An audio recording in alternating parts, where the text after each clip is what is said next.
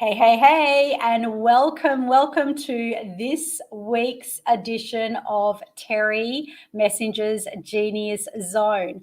And as you know, this is the place and the space where we bring talent on so that we can give you the most delicious personal development in the most powerful way, covering all areas of your life.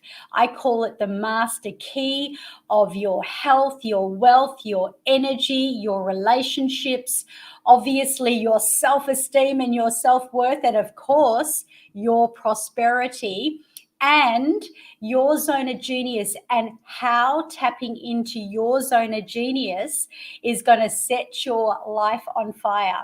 Now, as we do this, we launch people here on the show that are going to really bring so much to our audience. And today we have a beautiful lady. She is a mother. She is a founder of Ethical Wellness and Trauma Informed. Wow, we've all had trauma in our life, right? She is a motherhood coach. This is something that, I would have loved to have had when I was a young mum. And of course, this goes into emotional wellness and being an expert and utilizing some of those powerful modalities such as yoga and meditation as a teacher. So as I bring this beautiful lady on board, I would like you to get ready, have your pen, your paper, get ready to take some notes because we are going to deliver. So hello, Leashia, how are you? Hello, thank you. I'm really good. Thank you for having me. And whereabouts are you? I'm in Perth, WA, Western Australia. Oh, with that very, very strong UK accent. You're It's my funny. sister. If I speak to people in England, they say I sound Australian. But if I speak to people in Australia, they're like, oh my God, your accent's so thick. Like, how long have you been here for? And I'm like, I've lived here like 14 years or whatever it is. Wow. So, Wow. yeah. Funny. That's incredible. We'll keep your accent because I think it's really nice. And, it always makes you a bit of a hit in like in a country like Australia. It's a bit like when we go to America and how many of the people over there love the Aussie accent. So, the grass always seems greener on the other side. But is Oh, it really? absolutely. And this is what we're going to find out today about, is the grass greener really on the other side? Because, one of the things, Leashia, I always find out, and I do this every time, is that everyone that comes on this show, I will dig for their gold mine. I will dig for their whole passion and their purpose of what made them become who they are. And there is one thing in common with all the most potent, passionate coaches that really set them apart. And you know what that is? Experience. Yes, they've They embodied have their own journey. experienced it. Mm. So, how many children do you have? I have two children. So I have two little girls, and I didn't realize that it was a school holidays because my oldest is just at the kindy, so she only goes a few days a week. So I didn't realize it was school holidays, and they're actually in the front room. So we might get a few taps on the door, but yes, I've got a 5-year-old and a 2.5-year-old. Wow, that's amazing. So tell me, when you became the founder of Ethical Wellness and become trauma informed, this is where the magic happens. Obviously, you must have had your own experience. Would I be right in saying that? Yes, very much. So I am sure that the audience would love to hear about your experience and where this all came from, because that's what it's all about. It's about where and what created the real fire that's in your belly to help so many people. So let's begin at the very start. Do I have permission to take you deep? Yes, absolutely. Beautiful. Okay, well, here we go. So you as a, obviously you're an expert in this. You help, lots of people. And trauma is a really, it's a strange thing because we all have it. But for some people, trauma may be the way they felt as a child when they were left, perhaps for a single moment without a parent, feeling scared, and that could have traumatized them. For another person, it could have meant them being held over a cliff. True story. Okay, one of my clients, as a 3-year-old, by their father and threatened for their whole life. So you see, it's interesting how trauma still has the same impact on our body, even though everyone will have their own experience and relevance to it. So can you identify where you first had a significant traumatic event? Yeah, so I guess for me, after doing a lot of my healing and going on my own healing journey, and working through my own trauma and understanding my own trauma, um, trauma is stored and locked in our body. So sometimes we don't actually have a memory of such, what we call a memory, in our conscious mind that we understand and know, but we have a body memory, and that's where our memories are really created, are inside our body, and that's where our trauma is stored. Okay, so for me, I have body memories from a very young age, and I've done some journeying around those things, and I'm not sure what's the complete what actually happened, but I know how it felt inside the body. So Absolutely. I've worked through some of those things, but an actual conscious memory of my first traumatic event was my mum going into hospital when I was around 7, 8 years old. And finding out that she was very, very sick. So that's my first sort of conscious memory of trauma. Yes. But I know unconsciously inside my body, as I've done more work on myself, is probably, I mean, I've gone all the way back to utero. So trauma can actually happen in the womb. And we also have our generational trauma, which can be other people's trauma, which is something that we feel as soon as we are born, in terms of, that egg being sitting in the mother's womb waiting to be fertilized. So Yes. Oh, yes. It's how powerful is that? So, I know that I carried a lot of shame and guilt around for a big part of my life. And as you would know, it's not really about the content or the context of what happened to us as such. And especially when you're doing subconscious work, it's more about where the energy is held inside the body and how that manifests and how it shows up and some of the patterns that it can actually create. And because it's there, I was kind of carrying all this shame and guilt. And I remember always feeling embarrassed. I mean, I know that happens to teenagers. Very typically, they're always embarrassed about everything. But my embarrassment was so thick that I would attract embarrassing situations to myself wow. beyond what I could even possibly imagine. And I think I did mention it on another podcast. So if somebody has heard this before mentioned, you got to hear it again. But I really wanted to go deep, and I did find myself going very, very deep recently, where I was doing some womb work. And the womb work was where we're actually going back into utero, like what you just said. However, when you do womb healing, it's got this astounding new energy that can lift out of us and create our new feminine femininity, if you will.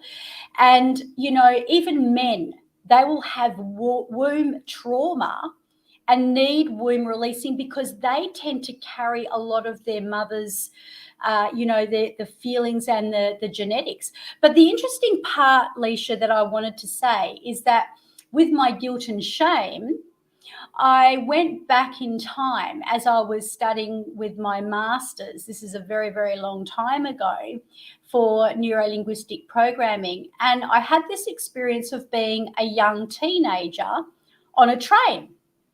And it wasn't actually my own experience. And, it was like, well, there's this sense that I was very alone, and a sense that I was very, very young, and a sense that I felt so much shame that was beyond comprehension.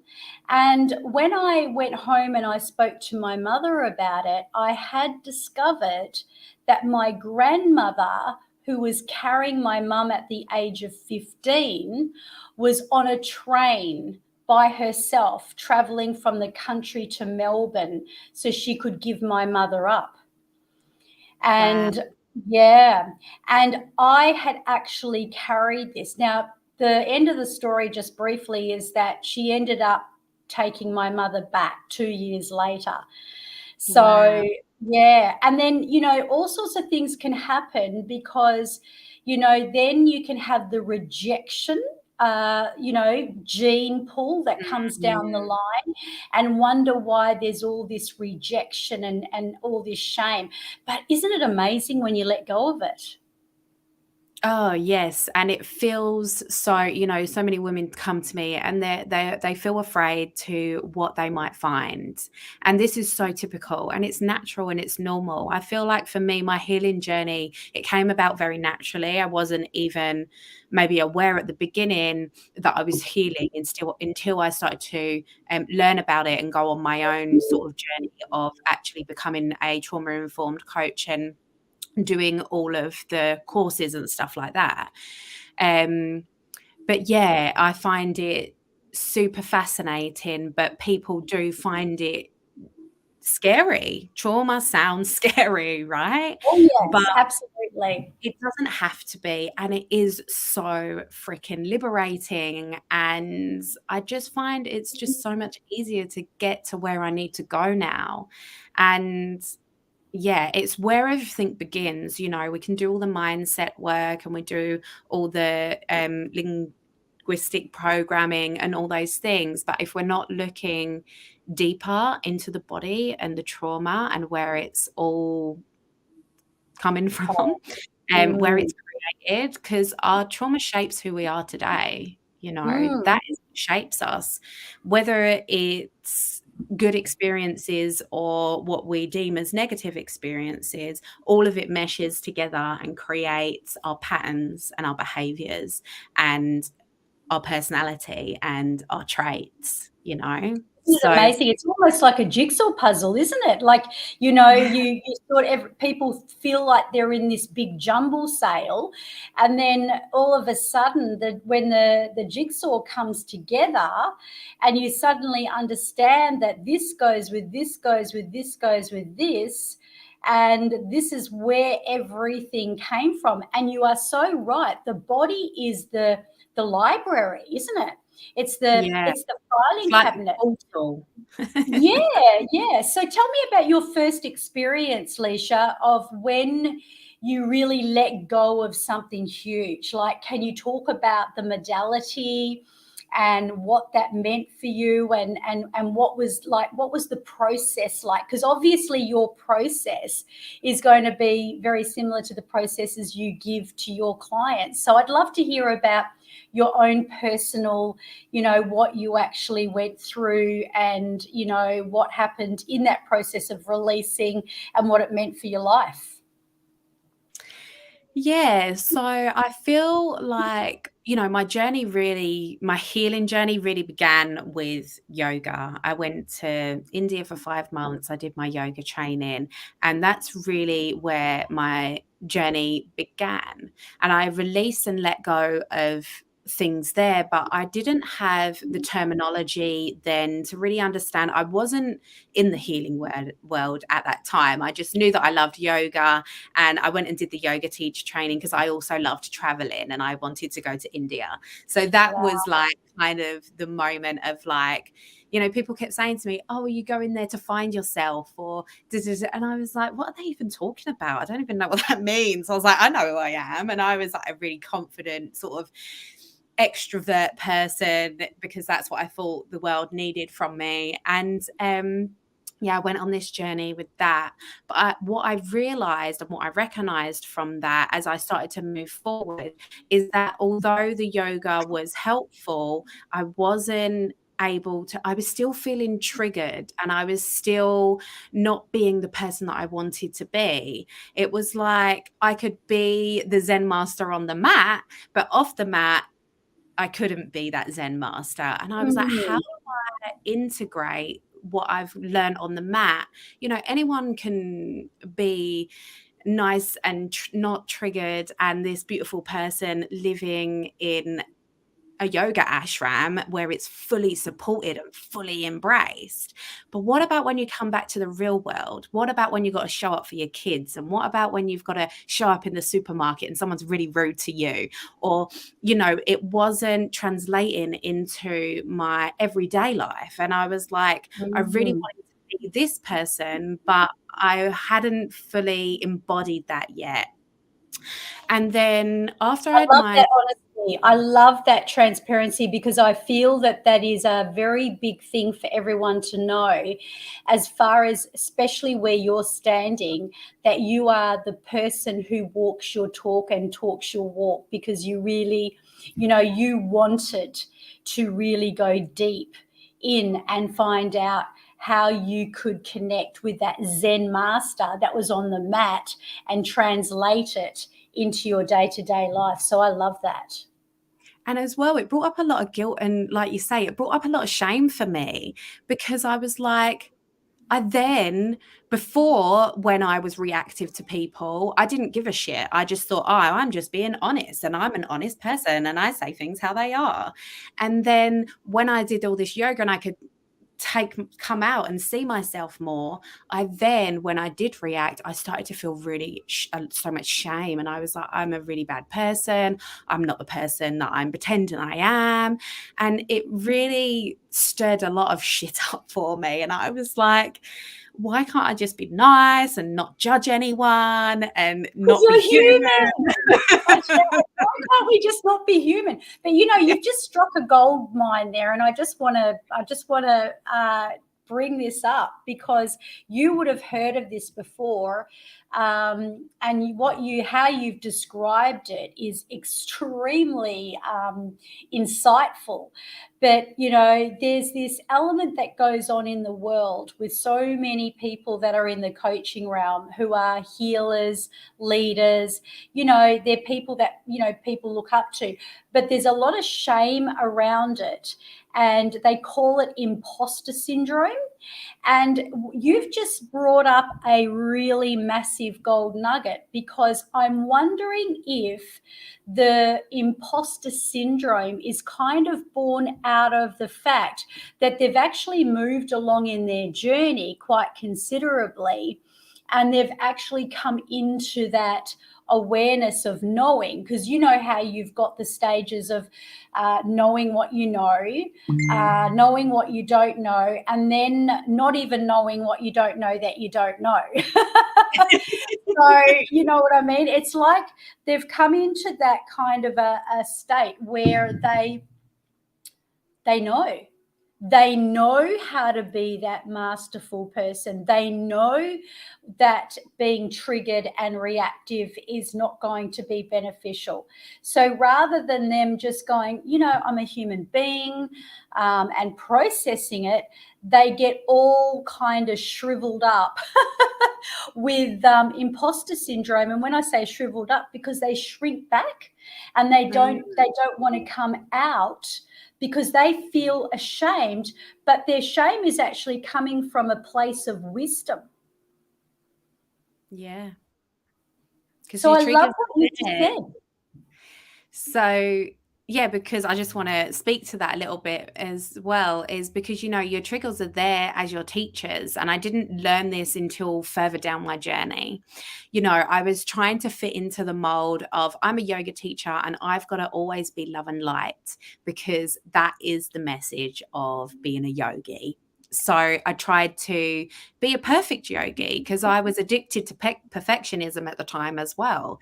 But I didn't understand or know any of these concepts. And it wasn't really until about 5 years later that I started to lean more into this healing world. So after I had my second child, and throughout having my first child as well, I had a lot of pregnancy trauma. So I had a lot of body trauma happen in pregnancy. My ligaments relaxed so much that my shin bones came out of my ankle bones, and I really had a hard time walking. So that really, I had a lot of chronic pain, which also was really hard to then go and teach yoga. And I was also a massage therapist at the time as well. So I quit doing the massage because I was like, my body can't physically do this. It's not physically possible. But I love the yoga so much. I stayed doing that. But after I had my second child, I was like, I need to look at this chronic pain. And I started to hear about the mind body connection. And that's when I really started to dive deep, because I went on a mind body connection course and if for those of you that don't know what the mind body connection is yet, it's kind of this idea that our emotions manifest into physical symptoms. Okay, so I started to dive deeper more into this idea of the mind body connection. And that's where so many light bulbs were just like pinging all over the place for me. So I dived deep into healing my chronic pain, and it was a 6 week program. And within the first 3 weeks, I healed 3 years worth of chronic leg pain. So, Wow. meaning I had chronic leg pain 3 years, and within 3 weeks it completely disappeared. And before that, I was doing podiatry, had orthotics, I was doing all the strengthening exercises, all the stretching exercises, and I let go of all of those completely, and I just worked on my emotional body and my trauma. And that was 3 weeks, and it was gone. And I was just like, Wow. yeah. Oh, my goodness. So yeah, I'd love to hear about that process. I know that we don't go about asking the word, how did you do that? I know a lot of people who don't know what we know, they will ask, how did you remove that trauma or the way you felt about that situation? How did you make it disappear? And that's not a great question to ask in our industry, because you and I both know that it is connected with the super consciousness and the miracle of our own body and being. And the fact that if we knew everything and we had to know how and concentrate on the how, we'd get stuck and be in analysis paralysis about the whole ordeal. But a lot of it is about really tapping into your, that innate beingness of where you are in your most grounded present state, and then going through that beautiful process of elimination and looking into the body and illuminating what is in there and asking the right questions to the pain, and then releasing it and relinquishing it. May I know about your process? So I actually, I don't know if you've heard of German New Medicine, but the guy who was teaching the Mind Body Connection course, he has learned all about German New Medicine, and you can look it up online. And there's so much free information on the German New website, learning website. So please go there and have a look. But also one of my mentors, Jake Curry, who teaches about it. What they found in this German New Medicine is it's very connected to each thing of the body. So what you do is he's created this process through doing, he worked in a cancer as a brain scan guy. I'm not sure what that. Yeah, radiologist. So that's it. And he got cancer himself, and there's a big story, and I won't go into it now, but basically if you go on his website there's a lot of information there. But what was related to my legs, and also I did some work around my digestive health with this, is there's certain emotions that get held in the body in certain places. And so I just went through what I knew from his website and started to, like you say, process and ask myself those questions and see what stories and things came up for me. And then just sat with those in the feeling of healing the body instead of running away from and trying to get rid of the emotions and push them away. But what I found most interesting out of all of this was how our emotions are the foundation to our health. Because not only do they create the chronic health conditions like anxiety, depression, digestive issues, chronic pain, fatigue, all those things, they also stop us from relating in relationships as well, and communicating Yes. and speaking our needs and being able to show up as the mother or the parent that we want to be. And I guess this was kind of like, my journey really started with the chronic pain and the body, and at the time I was teaching nutrition, so it really started with all of that. But what it's manifested into is helping women become more tapped into their emotions, so the emotional wellness component, so that they can show up as the parent they want to be. That is so powerful. Yeah. So when I And work can with, I ask about your legs? Like, did you get to the bottom of why and what was the story that was causing the pain in your legs?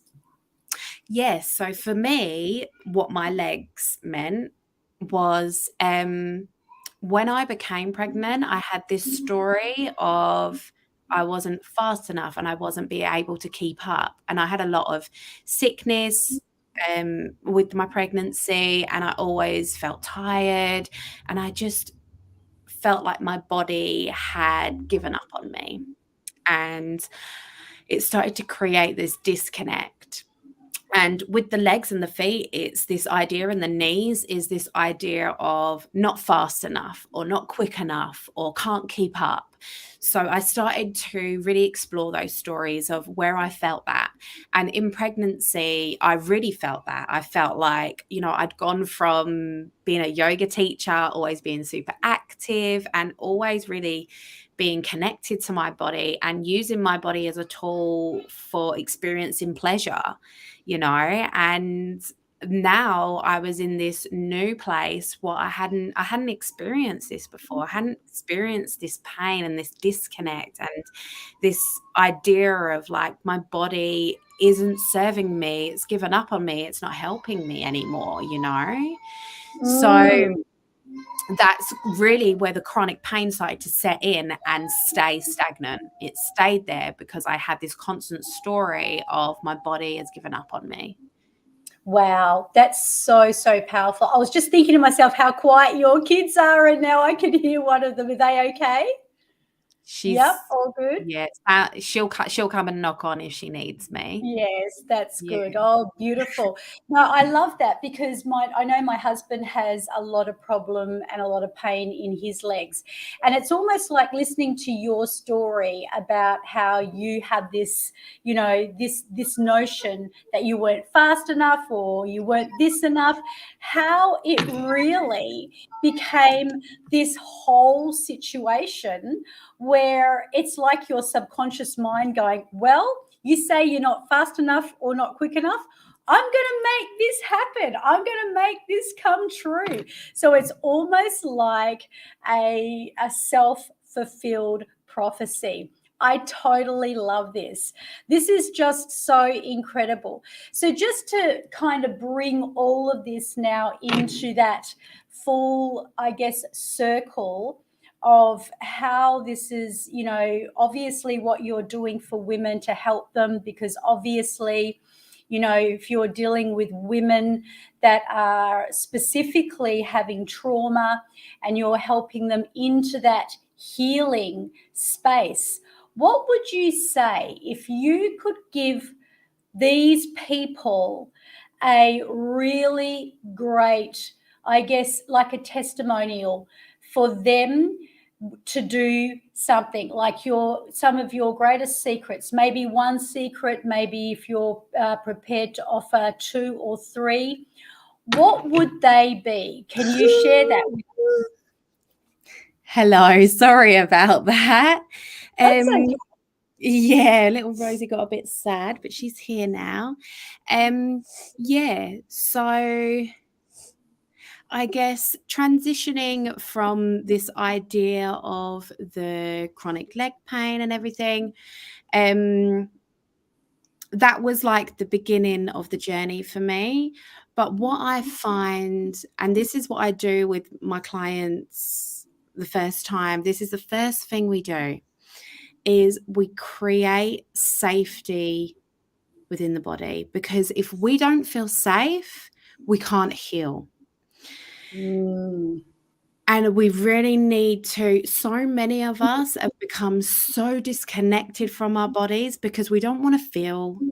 We do the shouting at the kids when we feel triggered, and we do the blaming and shaming everybody else, and we do the gossip or the overeating or the drugs and the alcohol to numb ourselves from what is our truth, you know, and we become even more disconnected.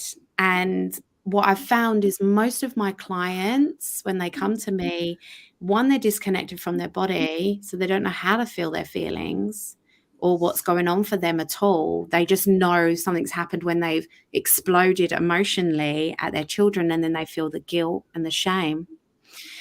But also is that they don't feel safe. They don't feel safe inside their body. So I do a different process for each person, because some people, they can connect to that safety a little bit easier and they can find that safety within the body. And then we can go into looking through what's happened and where things come from. And I use the guide of the mind body. So if people have got body trauma in a physical sense, then I use that as a guide within my coaching. But some people don't have any pain or any symptoms, but most people do, right? Most people are like on medication for some kind of thing. And that, again, moves us even further away from our truth and our body wisdom, because that's where our wisdom lies. It lies in our body. It's not up here in our mind. It's in our body. So Absolutely. I'm really teaching women to bridge that gap so that they can be their own parenting expert. They haven't got to look to the books to learn how to be a good parent. They know, because they feel so deeply connected to themselves that they know what it is that they need and what they want, and they can help their, give that to their children as well. So for me, when I first work with women, I am all about creating this safety. And safety can be inside the body. It can be a memory. It can be an imagined place. It can be sitting with a cup of tea and sipping it really slowly. So for me, safety, if I feel overwhelmed or I start to feel unsafe, or if you're at that tipping point where you're like, I'm going to explode, everything's so overwhelming. For me, it's an anchor. It's a kinesthetic anchor, a hand on the heart. And that just allows my body to drop and relax. And it lets me know that I'm safe and I'm held and it's okay. But this is a practice. This isn't something that we go, okay, right, I feel safe in my body now, let's move on. this is something that I get my clients to really get familiar with and practice, because literally just being able to do that can literally change everything else, because you're Oh, not constantly yes. getting stuck in those patterns of overwhelm. Oh yeah, because it's like a domino, isn't it? It's like you're healing that that pain that you just go, oh, I've got a pain in my leg, or oh, I've got this terrible pain in my back. And people are suffering from that critical pain and not realizing that they actually manifest it. It's manifested for them as the power of their GPS. So it's really that messenger, that it's that light on the dashboard saying, hey, this is what you need to do. Put some petrol in, your seatbelt's not on. So it's actually a good thing. And I love what you've said about this. So Leashia, I noticed that your little girl too, she's just so placid as you're holding her, and it's just amazing how you've been able to stay so calm as well as a mother, because I know how mothers can get really, I don't know, in a little bit of a tiz, if you like, when they've got an interruption or anything. But I can really see that close connection between you and your little girl. So that's just beautiful to see. And our listeners are, they won't be able to see it, but I can tell you right now, I'm looking at these two people, mum and daughter, and yeah, it's just a beautiful sight to behold. So if people want to come and join your program, and I will ask you to say something that's going to be a little bit timeless, because maybe somebody may be listening to this in a month, it might be in a year. How can they find you, Leashia? So I do have my own podcast, which is called the Heal In Motherhood podcast. So you can check out those details. Or yeah, you can find me, Leashia Arrowsmith, either on Facebook or Instagram, and connect with me through there. Jump in my DMs, have a chat. And I'm currently offering a 9-week emotional freedom reset program. And this really takes you from that journey of conflict, so inner conflict and outer conflict, because our children are our biggest healers, they're our biggest teachers, and they're here to teach us. So they trigger us, and they trigger us for a reason. And I really help mums find out that reason and help them go from conflict to connection within those 9 weeks. And really what it's all about is healing our triggers. Wow, that sounds so fantastic. I'll definitely be letting my community know about that. I currently, in my coaching space, because I help create programs and I launch a lot of coaches, and one of our ladies, absolutely gorgeous, has 9 children. Wow. 9 children, and she's passionate, and she does not let anything stop it and be in her way. So she just, she embraces it all, she loves it all, and she's on this journey, and she's only a young woman as well. So, and she's single. Wow. So, yes. And here comes your other little girl. Well, I just want to thank you so much, Leashia. This has just been such an absolute pleasure. And I know the audience is going to love this and love the way that you have just been able to uphold your family, come on this podcast, talk about something that is just so incredibly powerful. And if you had any last words, was there anything that you would like to express before I let you get on with your day? Yeah, just gratitude for you, and thank you for having me on your podcast. And yeah, keep sharing those messages. And there's no such thing as perfect parenting or perfect mothering. So look at your triggers, show up, do the work, and keep on healing, because our next generation needs it more now than ever. Beautiful words, absolute gold. And as she's got her children in the background and you mums out there that are listening, this is just an absolute gift. So jump on board with Leashia.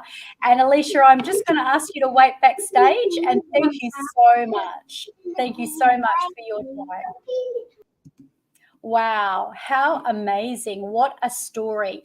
And whether you are inside of that space now as a mother, or whether you know that you're going to go into that space, this is absolute gold. Not only that, to have a coach, healer, leader that can demonstrate and show you the way of how everything that's showing up in your body is really a manifestation of your thoughts and what's going on for you, and to be able to deeply heal that and to appreciate that your triggers are actually your greatest teachers is just gold.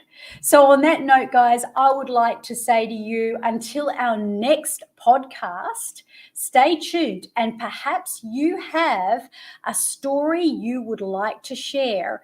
And if that's the case, you can go to terrymessenger.com, book your appointment, or if you would like to get to the bottom of your zone of genius and unleash your life through the master key, go ahead and contact us. And until next time, that's us over and out for now. See you soon.